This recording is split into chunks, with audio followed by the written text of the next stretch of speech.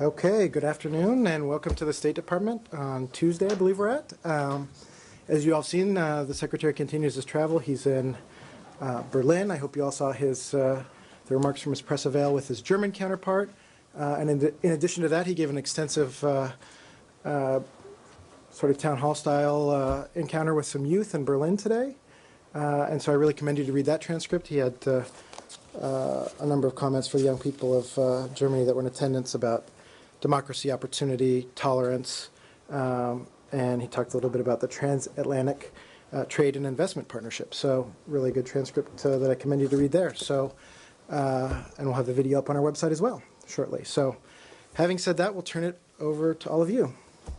I don't really have anything to start with, but he did say in the meeting with the German youth that in the United States you have a right to be stupid. Do you know what he was referring to? I don't think he elaborated at the time. Was he? Did he have anything specific in mind? I think he was just referring broadly to here in the American system and our democracy, we're a very free country, and you get to be exactly who you want to be. And so it was a really frank and heartfelt exchange with some German youth, and I think he was able to share a lot of good reflections. Saeed.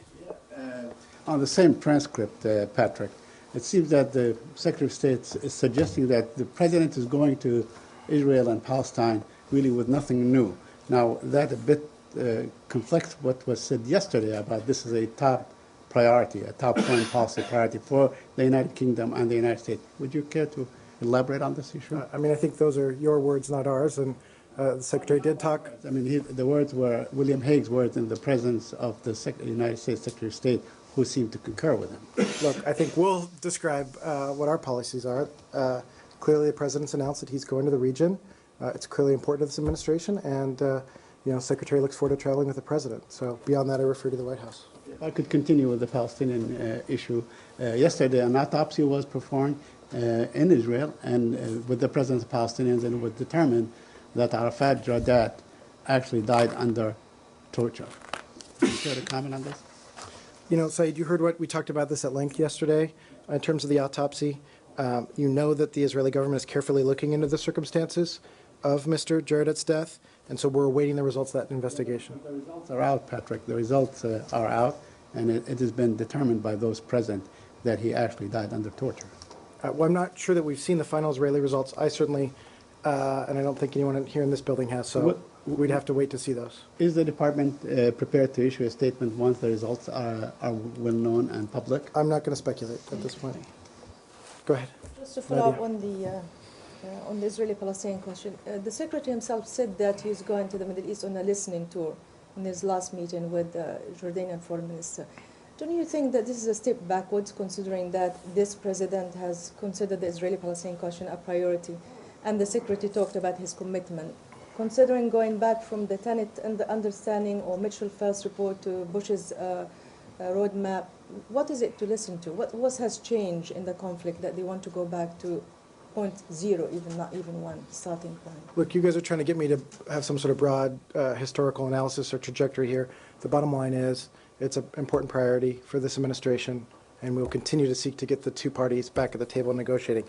And you heard my clear message yesterday in terms of the situation on the ground, that we want Israelis and Palestinians at this sensitive time to exercise maximum restraint. So we're conveying that message both here publicly and privately to both sides as well. So both parties need to consider the consequences of their actions, and we urge both Palestinians and Israelis not only to refrain from provocative actions, but to consider positive steps. So you heard me say that yesterday. We have the same message today. So is it fair to assume that there is no new proposals on the table once the President and the Secretary of State go into the region? I mean, look, when we get closer to the trip, the White House will do further readouts of, in anticipation of the trip, but I'm really going to refer to the White House and the President's travel when we get closer. Change the topic? A question about Syria. Today there were some reports saying that Saudi Arabia has financed some purchases, weaponry purchases from Croatia to the Syrian rebels. My question is, was there any coordination between the Saudi Arabia and United States, and was it part of the guarantees given to the Syrian opposition coalition in order to participate in next meeting in Rome? Well, we've seen these press reports. You know where we've been on this issue going back a long time. We provide non-lethal assistance to the opposition. Other countries have made other decisions, and those are their sovereign decisions. But beyond that, I've got nothing for you. The report saying that the U.S. Administration was aware of that. I've got nothing for you on that. Have you provided Michelle? any guarantees to the opposition to bring them to the table in Rome? I mean, other than to say that, you saw the statement released last night that the Vice President was able to communicate with Mr. Al-Khatib, and we're pleased that they're going to be in Rome. I really have nothing further for you on that. Let's look as they get into those meetings a couple of stops from now. Excuse me, I follow up on this. But the opposition is saying that they've got guarantees from the U.S. and Britain that they will step up their aids to the opposition.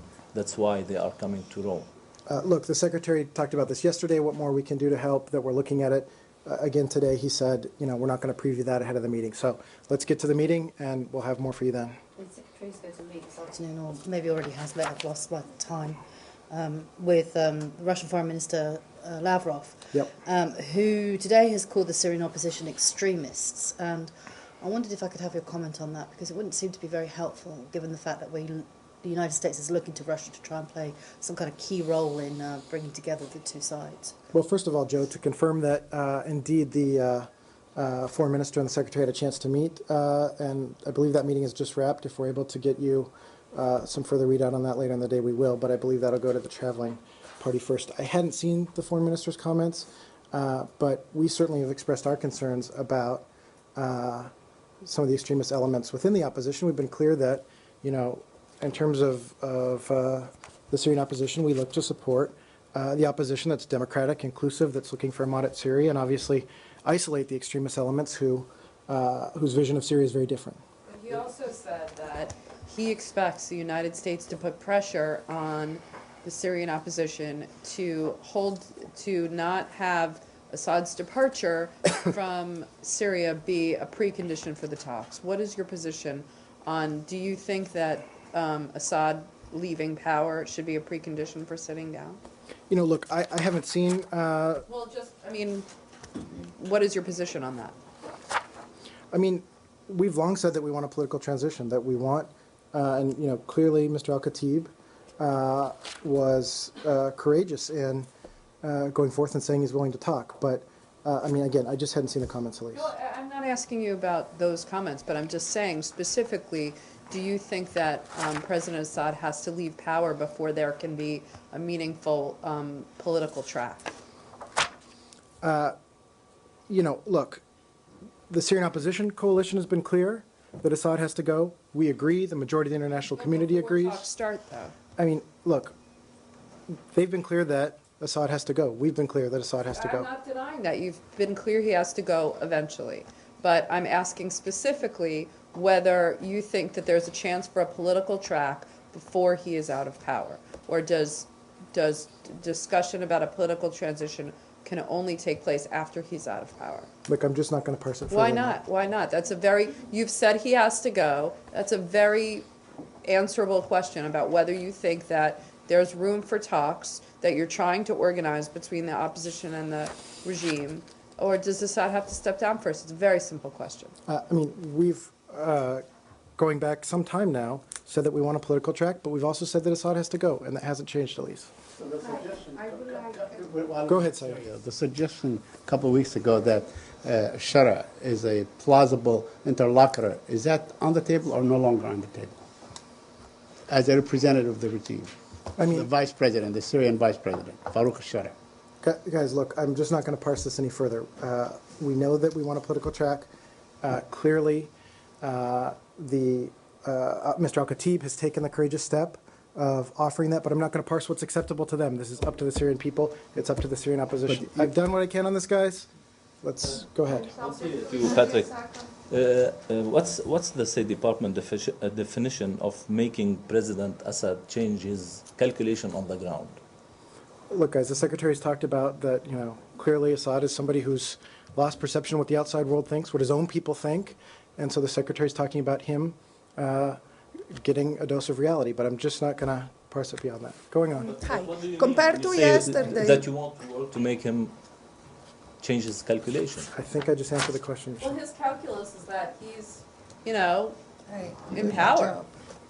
So without getting him out of power, how do you change his calculus that he is not in power. I mean, he's firmly, even though, yes, the economy is hurting, and yes, his forces are continuing to battle the Free Syrian Army, but from where he sits, he's, pretty firmly in power. So how does... I don't know. What do you Someone do to firmly in change power his is needing to rain scuds down on his own people, killing, as Human Rights Watch came out with this morning, I'm not 141 saying people. he should. I'm not 71 saying of he should whom be in power. I'm just saying that 71 he of whom is. were children. So No, I mean, I'm not going to argue with you over whether he's doing bad things to his people. Of course he is. But I'm just saying, like, he's in power. So how do you change the calculus that he's not until you get him out of power? guys, I really can't parse this more. Let's go on. Italy. Yes. I need to change, sorry, to Italian election because now, or you're picking people? What's going on? No, I mean, I've said what I have to say on So Syria today on so we this. rush to Italy. Is that how it works? Do you have another question on Syria, Go on, Brad? go on. Okay, go ahead. So today we have the full result of Italian election, and there is some concern both in Italy and in Europe about a stalemate, so a very difficult government, stability of government. I wanted to know if you have any comment on the importance of a stable government in Italy, both for Italy and for the Eurozone. Okay. Well, first of all, we congratulate Italy on its elections.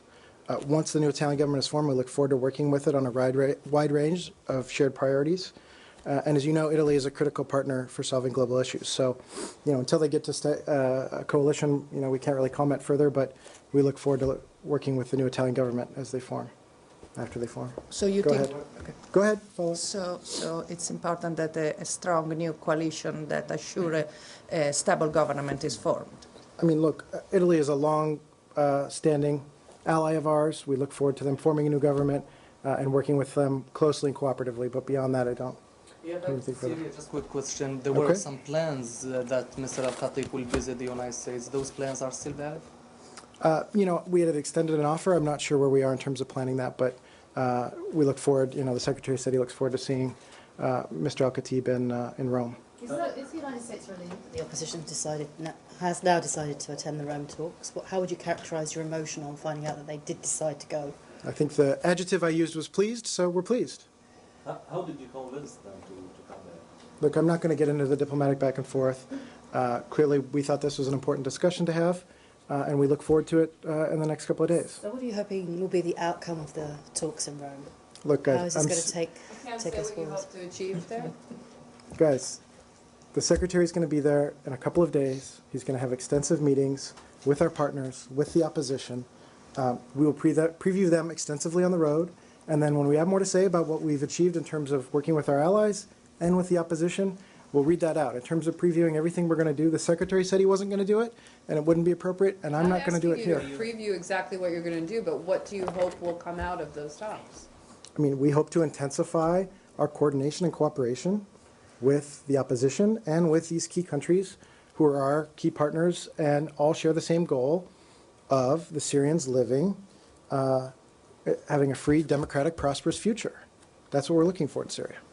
That was all the question asked for. Okay. Syria again. Yes. So the Syrian opposition also said that they're going to form a transitional government. Is this something that you think a step in the right direction, and they already mentioned potential names to head it, or will that complicate an effort to get the Russians and others to convince Assad to give up power?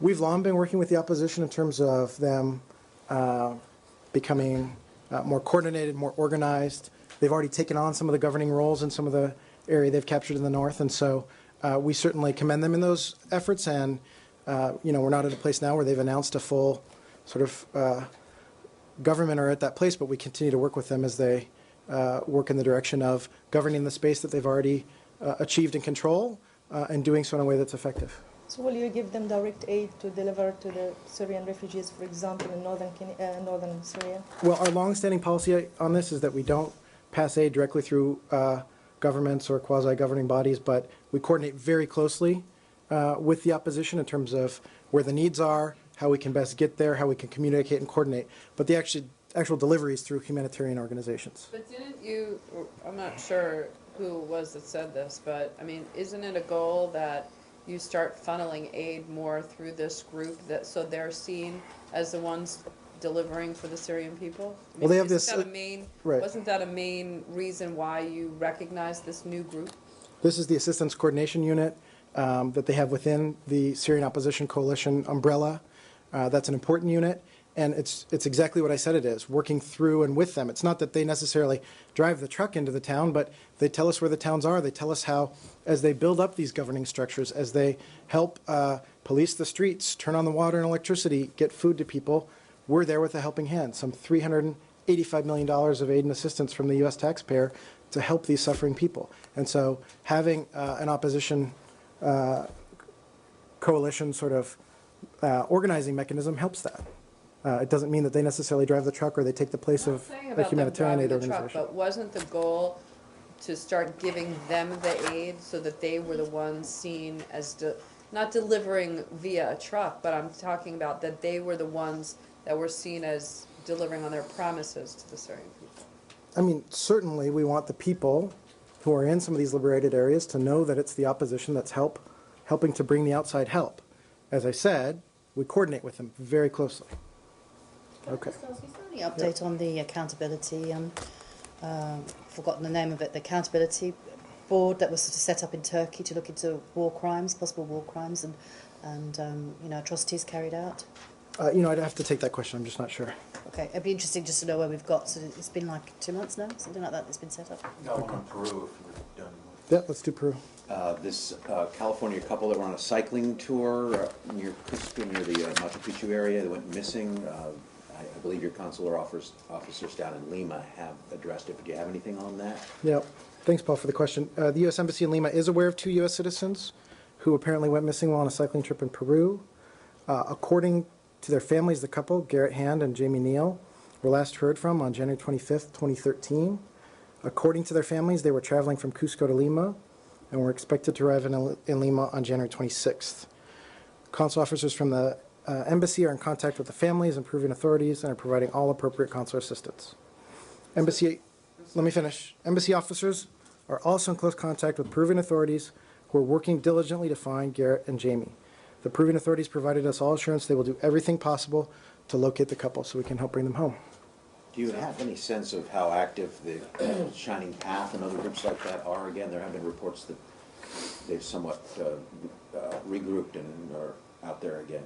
We did put out a recent travel message to people considering travel to Peru. I really refer to that, but I'm not sure that we've seen any connection between those two, necessarily what happened to this couple and that note that we put out. Elise? So I'm assuming that this couple has a Privacy Act waiver because your information about their case is very substantial and broad. Yeah, as you know, Elise, we wouldn't read out anything in that level of detail without a Privacy Act waiver from the family, but the family certainly wants to get their loved ones home and safe, and the U.S. State Department is doing its best to assist and coordinate with Peruvian authorities. Can I go to North Korea? Sure, go ahead. Joe. I wonder what the State Department's reaction is to the visit by Dennis Rodman there. Is basketball diplomacy same as ping pong diplomacy with China?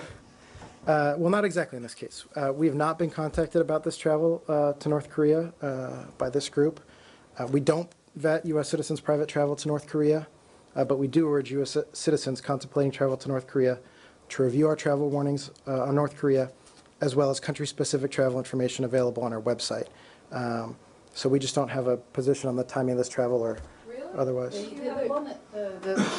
The visit by the Google executive Eric Schmidt earlier this year, you characterised as unhelpful. How would you characterise the visit by this basket?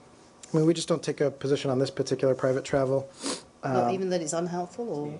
I mean, look, you know where we are in terms of the track with the DPRK and their threatening and provocative behavior, and how we're working very hard in New York for a very credible and strong response. In terms of this private travel to do basketball with kids, we just don't take a position on this private travel. So the Google chief gets a sharper admonition before a nuclear test than a basketball player gets 2 weeks after a nuclear test. I don't know if I'd parse it that way. I mean, I think we're talking... that's not parsing. That's just exactly what you've done. Look, we have, And I want to know why. We're talking about somebody who was a former significant American official and businessman who were going there on for different purposes.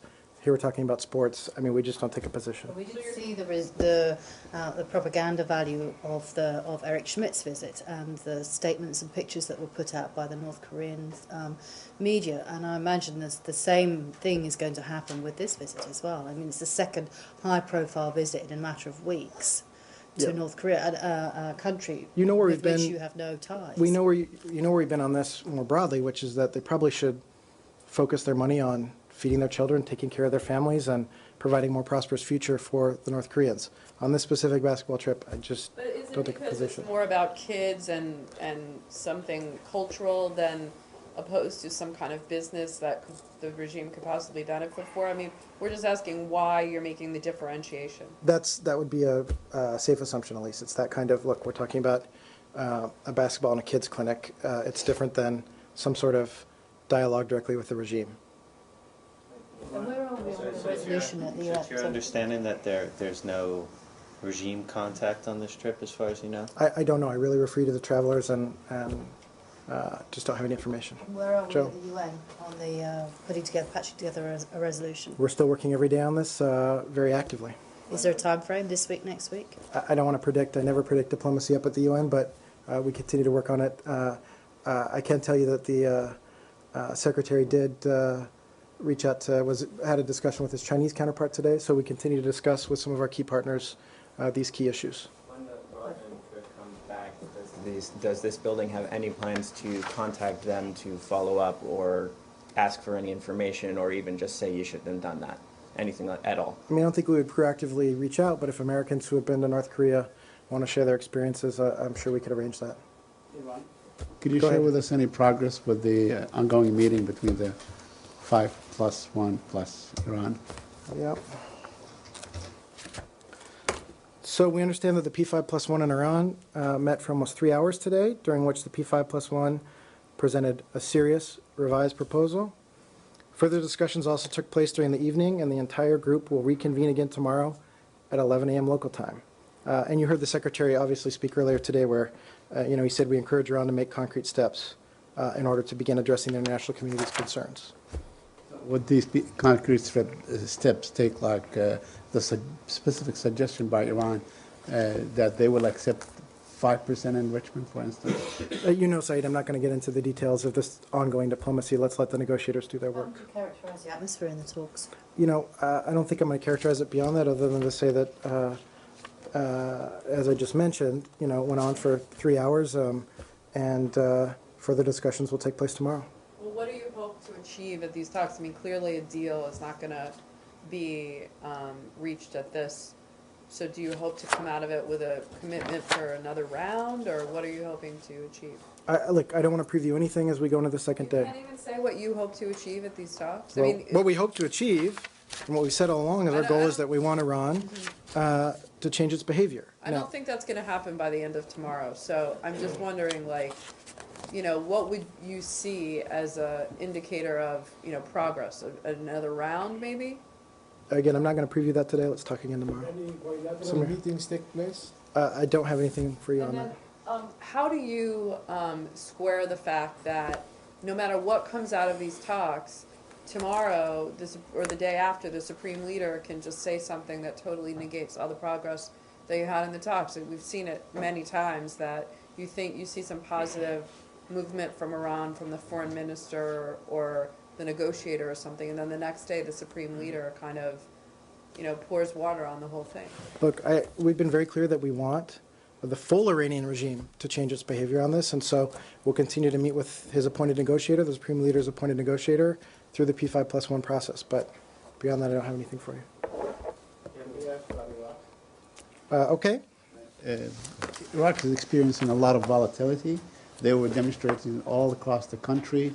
There are pamphlets in Baghdad calling for cleansing Baghdad of all Sunnis, and there are biblical statements by the Prime Minister, who is your ally, actually against the United States and against certain groups in Iraq.